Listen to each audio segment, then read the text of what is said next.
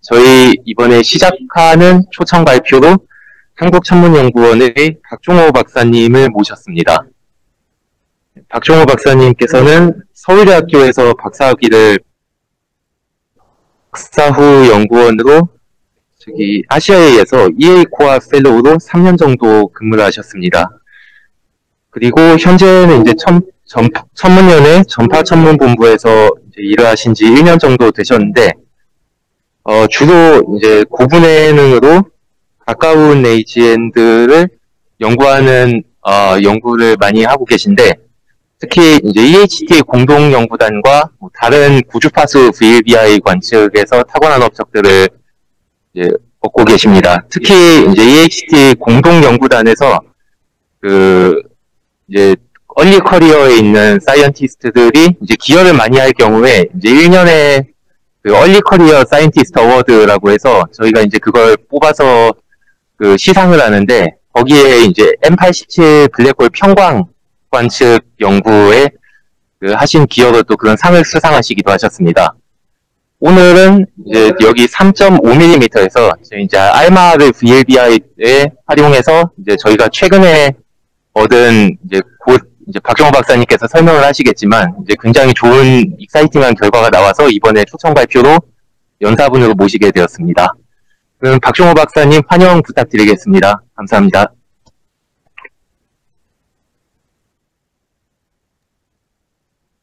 네, 안녕하세요. 소개 감사드립니다. 네, 설명해 주신 대로 저희가 이제, 제가 오늘 발표할 내용은 몇 년 전에 그 사건의 지평선 망원경, 그 이벤트 호라이즌 텔레스코프로 블랙홀 이미지를 M87 중심에서 관측한 바가 있는데요. 근데 저희가 이번에 새로운 망원경으로 새로운 주파수에서 이제 그 고리 구조 블랙홀 이미지를 관측을 하게 돼서 이 결과를 오늘 학회 여러분들께 소개를 드리려고 합니다.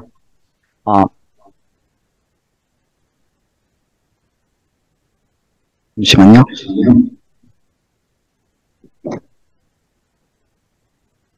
네. 이 이미지가 이제 EHT로 2017년 4월에 M87의 블랙홀을 관측한 이미지인데요. 사실 이 이미지는 아주 많은 관심을 끌어서 이제 한국을 포함한 여러 나라의 신문을 이렇게 장식할 정도로 유명해진 이미지입니다. 그런데 과연 저희가 이 이미지로부터 블랙홀에 대해서 어떤 것들을 알 수 있을까요? 먼저 이 이미지에서 볼 수 있는 두 가지 키 피처가 있는데, 하나는 이런 고리 모양을 보이고 있다, 링-like 스트럭처를 보이고 있다라는 것이고, 다른 하나는 이 brightness asymmetry가 있다는 것입니다. 이제 고리 구조의 남쪽 부분이 북쪽 부분보다 더 밝다는 것이죠. 그리고 이 두 키 피처는 이제 한 일주일 간격으로 4일 정도 관측을 했는데, 이 네 이미지에서 모두 나타나는 것으로 보입니다. 그 고리 구조에 대해서 어떻게 이해를 할 수 있냐 하면은, 이 아인슈타인의 일반 상대성 이론, 제너럴 렐러티비티의 이제 프레딕션에 따르면은, 이 오른쪽에 있는 관측자가 이 여러 개의 패러럴 라이트 웨이를, 이 블랙홀로 이렇게 쏘게 됐을 때, 이 광자들은 당연히 이제 직진을 하려고 하지만, 이 블랙홀 주변에, 강하게 휘어있는 이제 시공간 때문에 이런 이제 휘어져 있는 트라젝토리를 보이게 됩니다. 근데 이제 GR이 예측하는 것으로는 이 임팩트 파라미터가 이제 2.6 슈바르실드 반지름보다 작은 이런 이제 그 광자들은 결국에 이 블랙홀 이벤트 호라이즌으로 빨려 들어가게 됩니다. 이 상황을 이제 거꾸로 뒤집어서 보면은 관측자 입장에서는 임팩트 파라미터가 2.6 슈바르실드 반지름보다 작은 광자들은 이제 볼 수 없게 되는 것이죠. 이제 이벤트 호라이즌으로 들어가면은 광자조차 나올 수 없으니까요.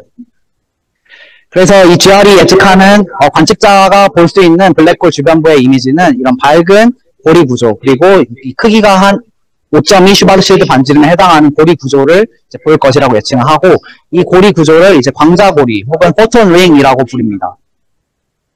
그리고 우리가 M87에 대해서 알고 있는 이 파라미터들을 이용해서 이제 블랙홀 질량과 디스턴스를 이용해서 이제 변환을 해보면은 1 마이크로아크세컨드가 약 0.13 슈바르실드 반지름에 해당하고, 이 관측된 고리 구조의 이제 사이즈가 한 42 마이크로아크세컨드 정도 되는데요. 이것은 이제 한 5.4 슈바르실드 반지름 정도에 해당을 합니다.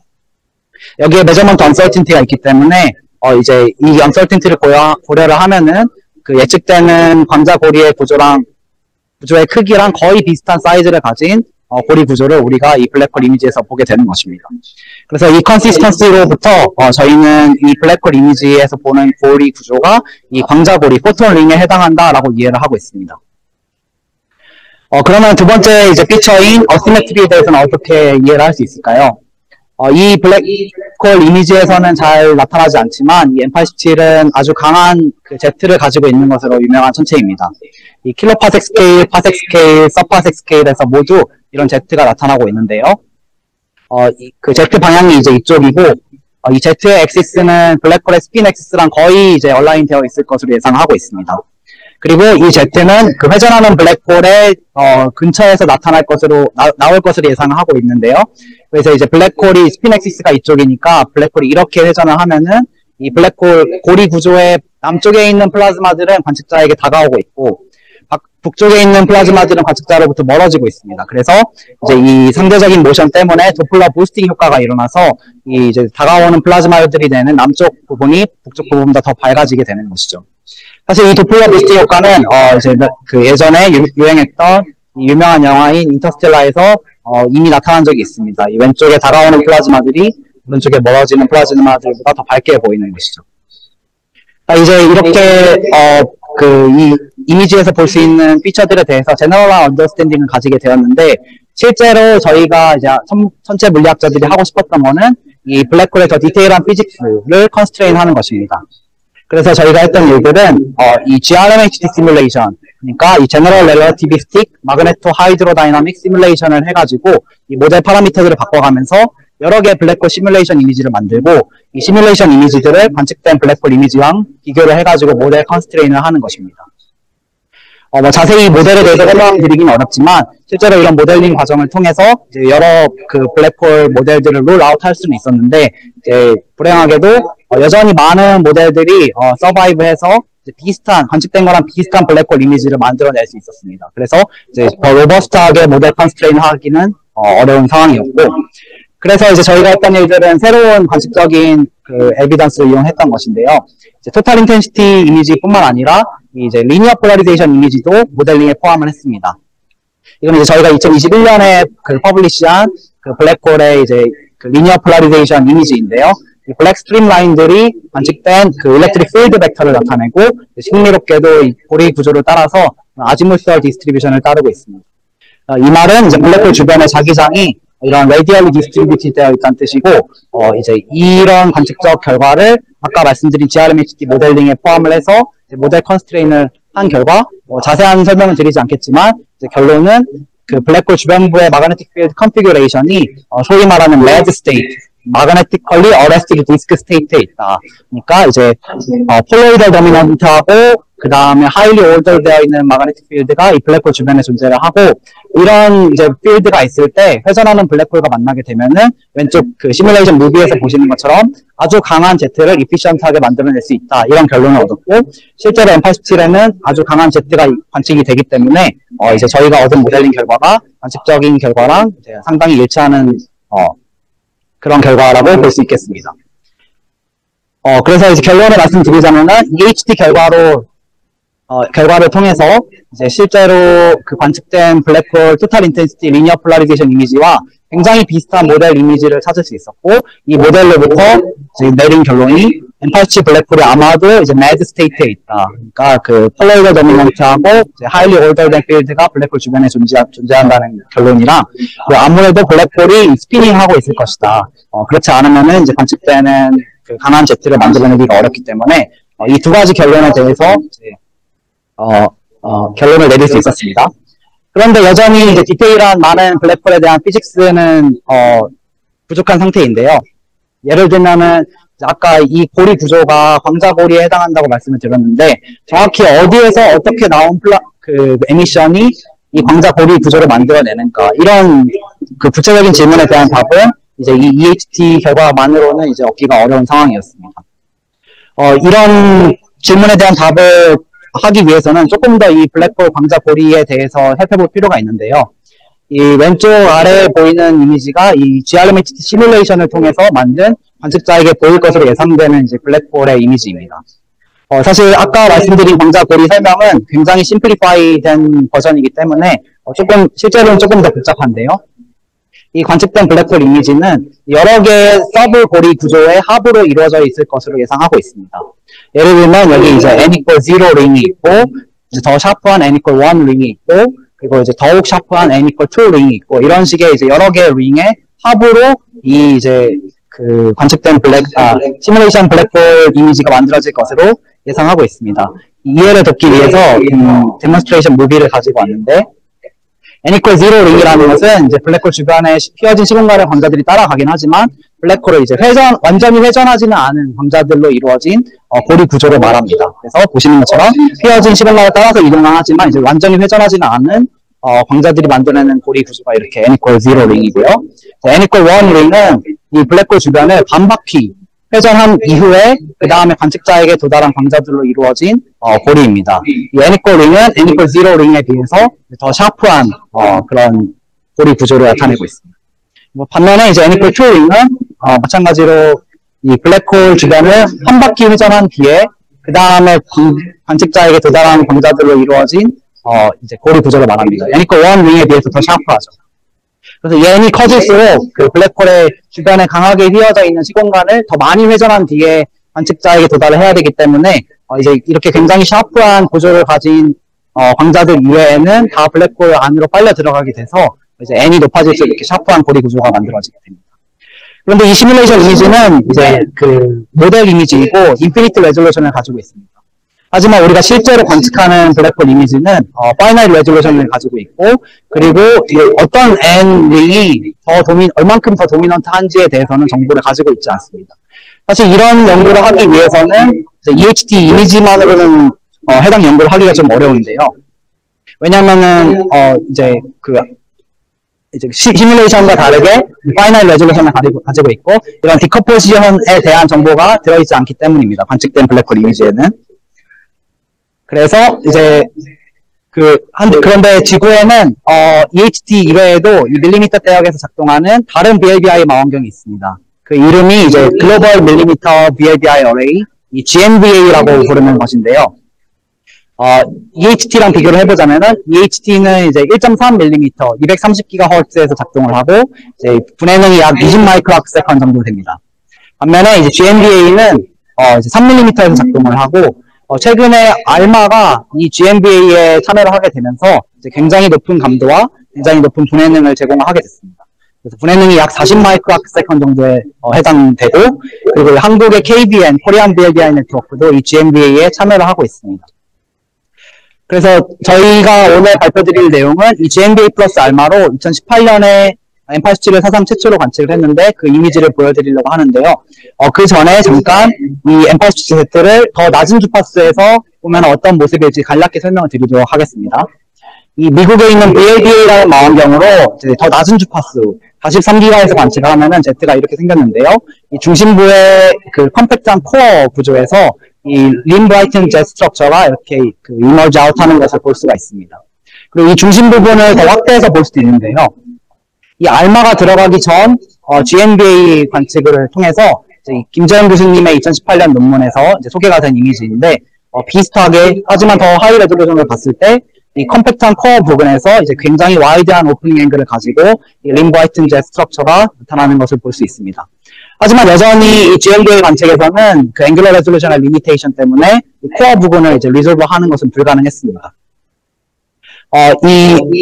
알마가 들어가기 전에 GMBA의 UV 커버리지가 왼쪽에 있고, 알마가 들어간 뒤에, 그리고 이제, 2018년 관측에는 그린란드에 있는 그린란드 망원경도 참여를 했는데요. 이 어레이로 M87을 관측한 UV 커버리지가 오른쪽에 있습니다. 이제 인터페로메트리를 아시는 분들은 이해를 하고 계시겠지만, 이 UV 커버리지에서 가장 긴 베이스라인이 그 앵귤러 레졸루션을 결정하고, 그리고 이 UV 커버리지, 그러니까 이 UV 플레인을 얼마나 덴스하게 채웠는가가 이미지 피델리티를 결정합니다. 왼쪽 알마가 들어가기 전과 후를 비교해 보면은 특히 남북 방향으로 기선의 길이가 아주 많이 차이가 나게 되고, 그래서 레졸루션도 거의 3배 이상 이렇게 증가를 하게 됐습니다. 그래서 저희가 이 GMB 플러스 알마로 관측한 결과를 이제 논문으로 정리를 해서 지금 네이처의 개설 승인을 받은 상태이고, 이제 공식 퍼블리케이션 데이트는 이제 4월 27일입니다. 이 연구는 이제 국제 공동 연구로 진행이 됐는데요. 그 EHT처럼 콜라보레이션이 크지는 않지만 그래도 세계 여러 나라에서 약 100명 정도에 해당하는 많은 분들이 참여를 하고 계신 연구입니다. 여기에는 한 5나라 정도에서 오신 한 10분 정도의 이제 코어 어널리시스 팀 멤버들이 있는데 여기에는 이제 저랑 그 경북대학교 김재현 교수님도 코어 멤버로서 참여를 하고 있습니다. 그래서 이것이 그 GMBA 플러스 알마로 2018년에 M87을 관측한 결과 이미지입니다. 먼저 이 로브 스케일 이미지를 보여드리고 있는데요. 이 결과는 아까 알마가 참여하기 전에 보여드린 Z의 이미지랑 상당히 유사합니다. 이 코어 부분에서 이 와이드 오프닝 앵글을 가진 링 브라이튼 Z 스트럭처가 그 이머지 아웃하는 것을 볼 수 있습니다. 그런데 이제 알마 덕분에 앵귤러 레졸루션이 상당히 좋아졌기 때문에 이 코어 부분을 이제 리솔브하는 것이 가능해졌습니다. 이 코어 부분을 확대해서 리니어 스케일로 그려보면은 EHT 이미지처럼 이제 확연하지는 않지만 센트럴 디프레션을 가진 이 고리 모양의 구조가 나타난다는 것을 발견할 수 있었습니다. 그리고 EHT에서 발견한 고리 구조랑 이제 직접 비교를 해보자면 이 두 이미지는 이제 같은 스케일에서 그린 것인데요. 이 GMBA 플러스 알마로 3.5mm에서 얻은 고리 구조의 크기가 EHT 1.3mm에서 얻은 고리 구조의 크기에 비해서 약 50% 정도 더 크다는 것을 발견할 수 있었습니다. 비교를 더 쉽게 하기 위해서 이제 마젠타랑 시안 컬러의 원을 그려보면은 확실히 이 GMBA 링이 EHT 링에 비해서 더 크다는 것을 확인할 수가 있습니다. 이 이미지들은 아직 퍼블리시가 되지 않았기 때문에 그리고 엠바고 상태이기 때문에 이제 여러분들이 그러실 것 같진 않지만 SNS 같은 데는 이제 올리지 말아주시길 부탁드리겠습니다. 그런데 아까 분명히 이제 EHT 결과 설명드릴 때 우리가 보는 EHT 이미지에서 보는 이 고리 구조가 이 GR에서 예측하는 광자고리 구조랑 이제 일치한다라고 설명을 드렸었는데 어떻게 GMBA로 관측했을 때는 이거보다 훨씬 더 큰 사이즈를 가진 고리 구조를 보게 되는 것일까요? 그거에 대한 그 질문에 대한 답을 하기 위해서는 이제 블랙홀 이미지 그리고 고리 구조 이미지들을 어떤 요소들이 만들 수 있는가에 대해서 조금 더 자세히 살펴볼 필요가 있습니다. 이 블랙홀 주변의 플라즈마들은 아주 뜨거운 상태일 것으로 예상이 되고 싱크로트론 에미션이 도미넌트한 에미션 메커니즘일 것으로 예상을 하고 있습니다. 이 싱크로트론 에미션을 만들어낼 수 있는 요소 중에 하나는 이 블랙홀로 이제 빨려 들어가고 있는 물질들이 이루고 있는 어크리션 플로우가 있습니다. 이 경우에는 주로 이제 서멀 싱크로트론 에미션일 것으로 예상을 하고 있고 반면에 이 시뮬레이션에서 보시는 것처럼 이 Z가 발생할 수 있는데 이 Z도 역시 이제 싱크로트론 에미션을 만들어낼 수 있습니다. 이 경우에는 주로 이제 논서멀 싱크로트론 에미션일 것으로 예상을 하고 있고요. 그리고 이런 이제 플라즈마는 아니지만 아까 말씀드렸던 그 이벤트 호라이즌에서 이제 포톤 캡처 과정이 일어나기 때문에 이거는 이제 플라즈마가 되는 에미션은 아니지만 그 에미션을 이제 흡수할 수 있다는 관점에서 이제 요소 중에 하나로 작용할 수가 있습니다. 이거는 이제 그 지오메트릭 이펙트가 되겠죠. 그래서 이제 얘네들의 상대적인 컨트리뷰션에 따라서 관측된 고리 구조 그리고 블랙홀 이미지가 결정이 될 것으로 예상이 되고 있는데요. 이해를 돕기 위해서 이제 두 가지 시뮬레이션 이미지를 가지고 왔습니다. 이 두 블랙홀 이미지는 이제 시뮬레이션 이미지인데 같은 GRMHD 시뮬레이션 모델에서 가지고 온 건데 얘네들을 이제 다르게 포스트 프로세싱을 한 모델입니다. 왼쪽은 디스크의 에미션이 도미넌트하다. 그러니까 디스크의 서멀 싱크로트론 에미션이 도미넌트하다고 가정했을 때의 모형이고 오른쪽은 디스크 대신에 젯의 논서멀 싱크로트론 에미션이 도미넌트하다고 가정했을 때 나타나는 모형입니다. 이제 그 두 이미지에서 모두 이 포톤 링, 이제 샤프한 링 구조, 그러니까 이거는 아까 말씀드린 블랙홀의 지오메트릭 이펙트에 의해서 나타나는 구조인데 두 이미지에서 모두 포톤 링이 나타나는 것을 볼 수 있지만 왼쪽 이미지에서는 블랙홀의 포톤 링보다 더 바깥쪽에 있는 아우터 어크루션 플로우 에미션이 더 도미넌트하다는 것을 볼 수 있습니다. 이 모델의 가정이 그러니까요. 반면에 이제 오른쪽 그림에서는 이 포톤링보다 작은 Z의 베이스가 만들어내는 이제 더 작은 고리 구조가 더 상대적으로 더 도미넌트하고 이 바깥쪽의 어크루션 디스크 에미션은 덜 도미넌트하다는 것을 알 수가 있습니다. 이 포톤링보다 더 작은 링이 보일 수 있는 이유는 이것이 이제 그 포워드 젯의 베이스에서 나타나기 때문에 이 포워드 젯의 베이스는 블랙홀과 관측자 사이에 위치해 있기 때문에 이제 여기서 나온 그 광자 중에 일부는 관측자에게 도달할 수 있기 때문입니다. 프로젝션 이펙트가 있는 것이죠. 그래서 이 상대적인, 그러니까 이런 다양한 요소들의 상대적인 컨트리뷰션에 따라서 이제 관측되는 블랙홀 이미지가 달라질 수가 있는데요. 저희는 이런 지식을 바탕으로 그 GRMHD 모델링을 관측된 데이터 이미지에 대해서 적용을 해보았습니다. 이 왼쪽에서 보이는 그림이 이제 관측된 블랙홀 이미지인데 위에 있는 그림이 이제 GMB 3.5mm에서 그러니까 86기가에서 얻은 실제 이미지이고 이제 아래쪽에 보이는 이미지가 EHD 1.3mm 230GHz에서 관측된 실제 이미지입니다. 그리고 가운데랑 오른쪽 이미지는 이제 그 시뮬레이션, 그러니까 모델 이미지인데요. 가운데는 아까 말씀드린 것처럼 그 디스크 에미션이 도미넌트하다라고 가정했을 때의 모형이고 이제 오른쪽 이미지는 Z 에미션이 도미넌트하다고 가정했을 때의 모형입니다. 흥미롭게도 이 디스크 도미네이티드 모델은 86기가 그리고 230기가에서 모두 관측된 거랑 비슷한 고리 구조의 사이즈를 가진 이제 스트럭처를 보이고 있지만 반면에 Z 도미네이티드 모델에서는 230기가는 비슷한 이미지를 보여주고 있지만 86기가에서는 이제 관측된 것보다 더 작은 사이즈를 가진 고리 구조를 보이고 있습니다. 왜 이런 차이가 일어나는지 조금 더 자세히 살펴보자면은 아까 말씀드린 대로 이런 다양한 요소들의 relative contribution에 의해서 블랙홀 이미지가 결정이 되는데 이 포톤링 같은 경우에는 아까 설명드린 대로 그 이제 블랙홀의 지오메트릭 이펙트에 의해서 결정이 되는 요소이기 때문에 관측 주파수랑 크게 상관이 없습니다. 이제 위크 디펜던시를 가지고 있고 그래서 이 주파수에 크게 상관이 없는 그런 에미션으로 예상을 하고 있고 반면에 이 어크리션 디스크나 Z에서 나온 싱크로트론 에미션은 이 에미팅 플라즈마들의 이제 그 일렉트론 에너지 디스트리뷰션에 의해서 결정이 되기 때문에 이 주파수 디펜던시가 상당히 클 것으로 예상하고 있습니다.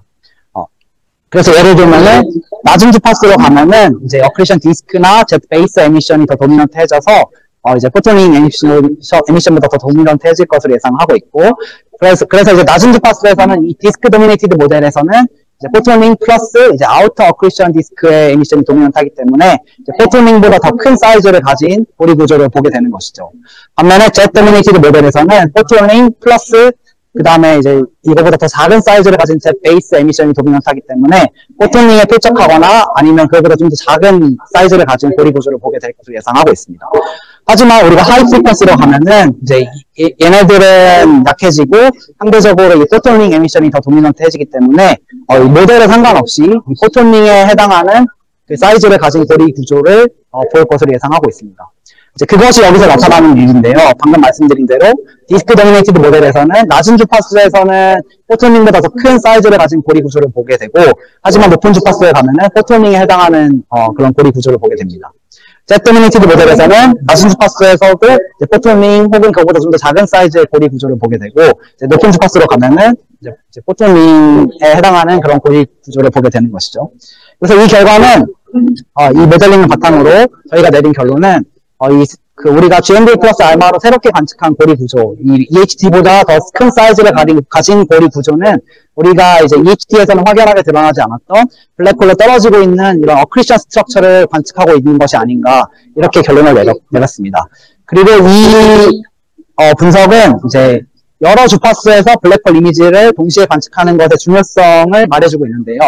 만약에 우리가 230기가 이미지만 있다면은 사실 모델에 상관없이 항상 이 포토닝 에미션을 보게 되어 있기 때문에 사실 이 이미지만으로는 이 고리 구조를 이루고 있는 에미션들이 정확히 어디에서 얼만큼 왔는지에 대해서는 알기가 어렵습니다.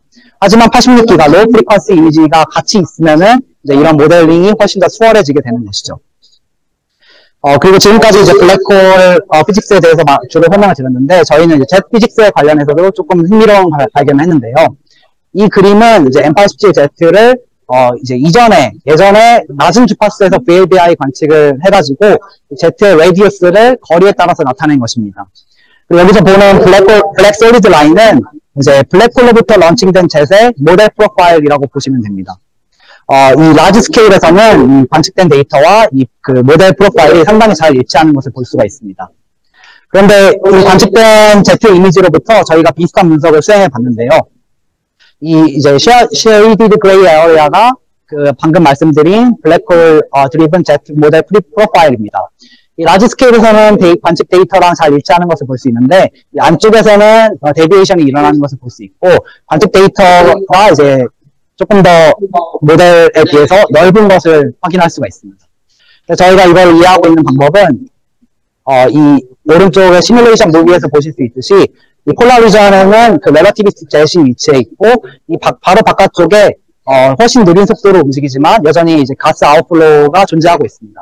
이것을 우리는 윈드라고 부르는데요. 이 윈드는 이제 어크리션 플로우에서 런칭이 됐을 것으로 예상하고 있고 이 블랙홀 바로 바깥쪽에 위치해 있을 것으로 예상하고 있습니다. 그래서 우리는 이 새로운 결과를 통해서 이전 관측에서는 라지 스케일에서 볼 수 없었던 이 안쪽에서 이 윈드의 그 싱크로트론 에미션 컨트리뷰션을 사상 최초로 관측하고 있는 것이 아닌가 이런 결론을 내릴 수 있었습니다. 지금까지 이제 관측 결과의 재미난 해석들을 소개를 해드렸는데 여기서 끝이 아니고 저희는 이 해당 연구를 확장해서 더 이제 M87 블랙홀에 대한 재미있는 것들을 찾으려고 노력을 하고 있습니다. 아까 전에 여러 주파수에서 블랙홀 이미지를 관측하는 것에 대한 이점에 대해서 말씀을 드렸었는데 그때는 주로 86기가, 230기가에 대해서 설명을 드렸습니다. 그런데 이제는 더 높은 주파수로도 갈 수가 있는데요. 그 알마가 이번 사이클부터 이제 230보다 높은 345GHz에서도 VLBI 모드를 지원하기 때문에 이제 저희는 UHD 기존 주파수보다 더 높은 주파수에서도 블랙홀 이미지를 얻을 수가 있습니다. 그래서 저희는 GMD 플러스 알마 86기가로 그리고 EHD 플러스 알마 230, 345기가로 이제 거의 동시에 2024년 내년에 관측을 하려고 준비를 하고 있고요. 현재 저희가 하고 있는 인터프리테이션이 맞다면은 아까 말씀드린 대로 230기가에서 이제 포톤링 에미션이 도미넌트하고 더 높은 주파수로 가도 이제 포톤링은 프리퀀시 센시티비티가 적기 때문에 비슷한 고리 모양의 구조를 관측할 것으로 예상하고 있습니다. 모델에 상관없이. 하지만 낮은 주파수로 가면 아까 말씀드린 대로 이제 그 모델에 따라서 상당히 다른 양상이 나타날 수 있는데요. 이런 분석은 어디까지나 현재 해석이 맞을 때를 가정하고 만든 이미지들이고 실제로 어떻게 나올지는 해봐야지 알겠죠. 그래서 이제 이런 새로운 관측을 해가지고 지금까지 몰랐던 새로운 발견들을 하기 위해서 지금 노력을 하고 있습니다. 그리고 지금까지는 이제 86기가 이상의 높은 주파수에 대해서만 설명을 드렸었는데 사실 낮은 주파수에서는 또 다른 새로운 것들을 볼 수가 있습니다.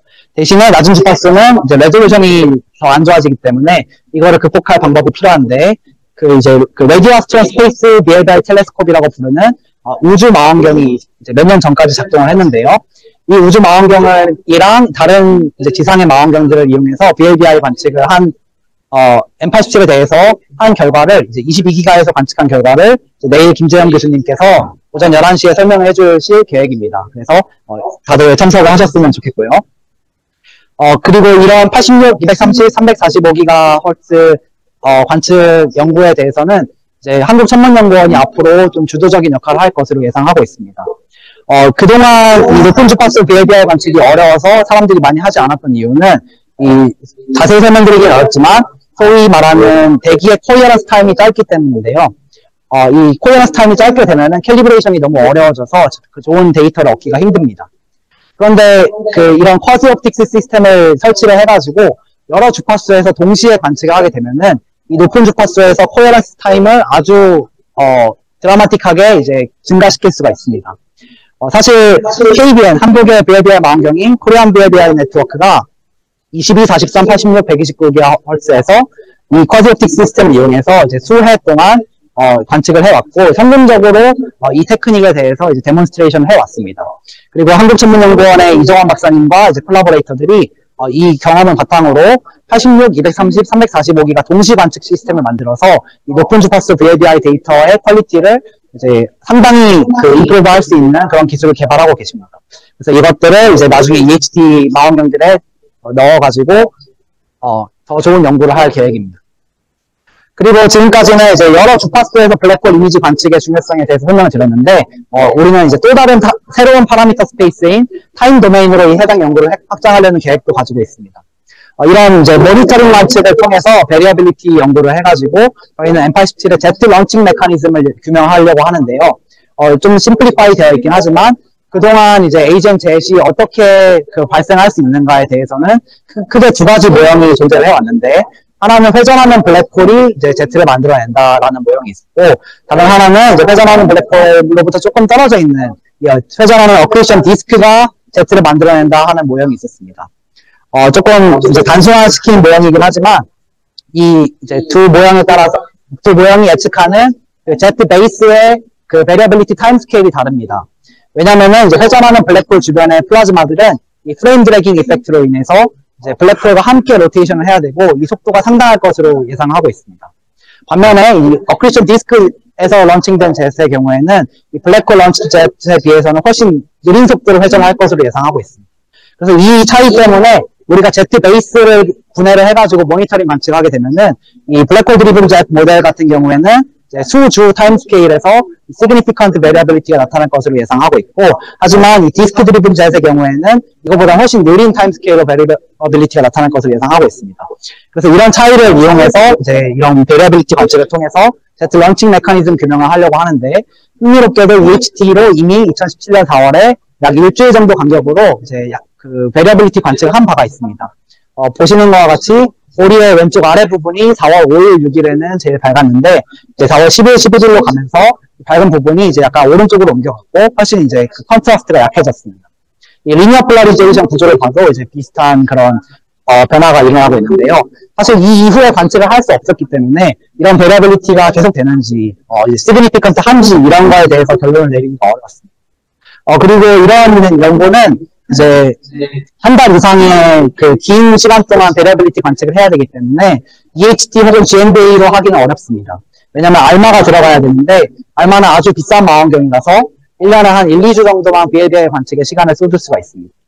그래서 이런 한계를 극복하기 위해서 저희는 이제 새로운 전 세계에 있는 많은 전파 망원경들을 모아가지고 이제 새로운 BLBI 네트워크를 만들고 이를 통해서 M87Z 베이스 베리어빌리티 연구를 하려고 진행 중에 있습니다.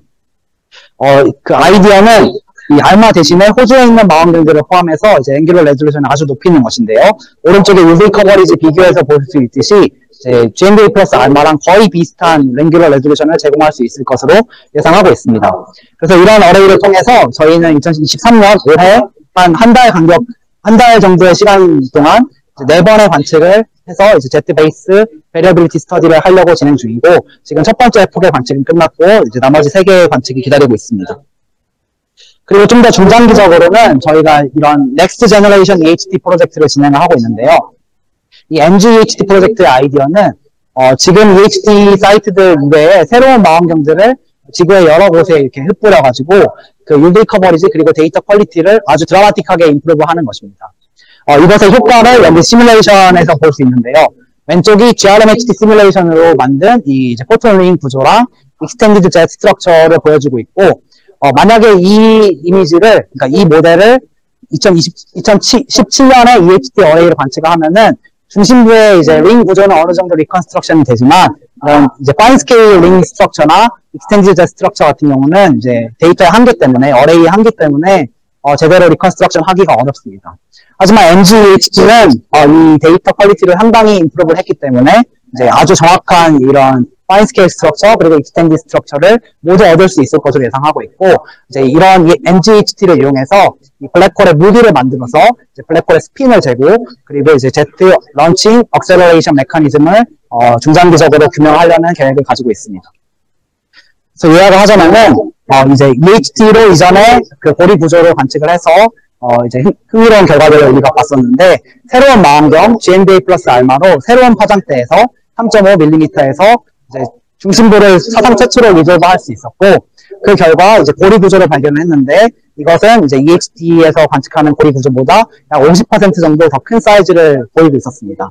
저희가 가지고 있는 해석은 이제 그 어크리션 플로우에서 나오는 에미션이 낮은 주파수에서 더 도미넌트해져가지고 이 포톤링 플러스 아우터 어크리션 플로우 에미션에 의해서 이제 더 큰 사이즈를 보게 되고, 하지만 우리가 높은 주파수, 더 짧은 파장으로 가면은 점점 포톤링 에미션이 도미넌트해져서 이제 이 광자고리에 해당하는 그런 고리 구조를 보게 된다라고 이제 결론을 내리고 있고, 그리고 이런 해당 연구를 앞으로 더 많이 확장해서 더 흥미로운 연구들을 많이 할 계획이고, 한국이 앞으로 이제 주도적인 역할을 많이 할 수 있을 것으로 예상하고 있습니다.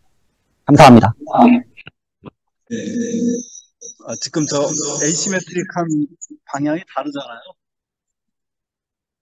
뭐 그거는 그림을 온라인을 다르게 시키는 건가요? 아니면 실제 뭐 이유가 있나요? 좋은 질문 감사드리고요.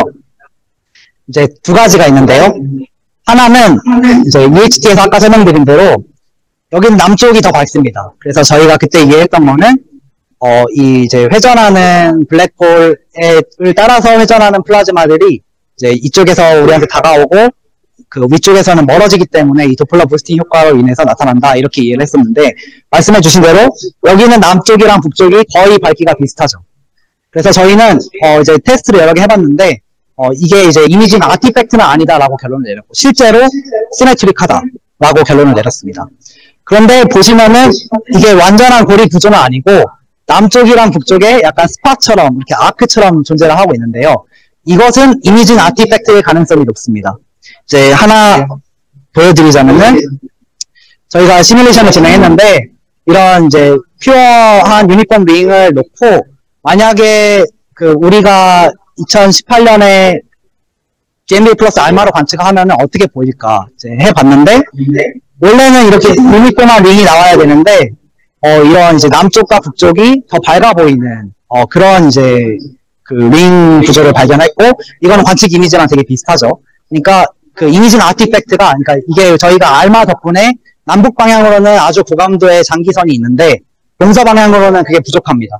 그래서 이런 이미징 아티팩트로 인해서 이제 이런 스팟처럼 보이는 것들이 만들어질 수 있고 하지만 만약에 동서 방향으로 이제 그 고감도의 장기선이 존재를 한다면은 이 그 그라운드 트루스 이미지랑 상당히 비슷한 이미지를 잘 리컨스트럭션 할 수 있다는 것을 이런 이미징 시뮬레이션을 통해서 보일 수 있었습니다.